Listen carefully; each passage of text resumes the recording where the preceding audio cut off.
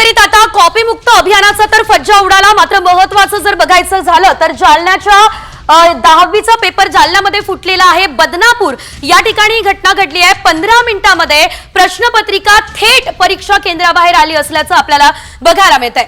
तर सीएससी केंद्रांवरती उत्तर पत्रिकेची झेरॉक्स सुद्धा बघायला मिळालेली आहे आणि आपण पाहतोय उत्तर पत्रिकेच्या झेरॉक्स सेंटरमध्ये या सर्व प्रश्नपत्रिका आणि उत्तर पत्रिका या उपलब्ध झाल्या असल्याचं बघायला मिळतंय। उत्तर पत्रिकेच्या झेरॉक्स आता विद्यार्थ्यांना पुरवण्यात आलेला आहे। यामध्ये विद्यार्थ्यांचा प्रचंड मोठ्या प्रमाणात तोटा होत असल्याचं आपण पाहतोय, कारण अगदी 20 ते 25 रुपयांमध्ये या विद्यार्थ्यांना केवळ प्रश्नपत्रिका नाही तर उत्तर पत्रिका सुद्धा मिळते।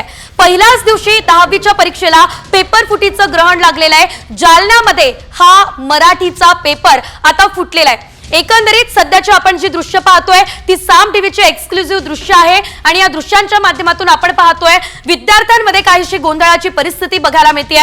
मात्र या घटनेला नेमकं जबाबदार कोण आहे हा मूळ मुद्दा या ठिकाणी उपस्थित झालेला आहे। आपण वारंवार बघतो अनेक प्रकारच्या परीक्षा ज्या आहेत त्यामध्ये पेपर फुटी होत असते आणि या पेपर फुटींमध्ये आपण पाहतो विद्यार्थ्यांचंच केवळ नुकसान होतं। जर विद्यार्थ्यांनी कॉपी केली त्यांच्यावर तर कारवाई केली जाते, मात्र जर अशा प्रकारे पेपर फुटी होत असेल तर त्याला नेमकं जबाबदार कोण हा मूळ मुद्दा या ठिकाणी उपस्थित झालेला आहे।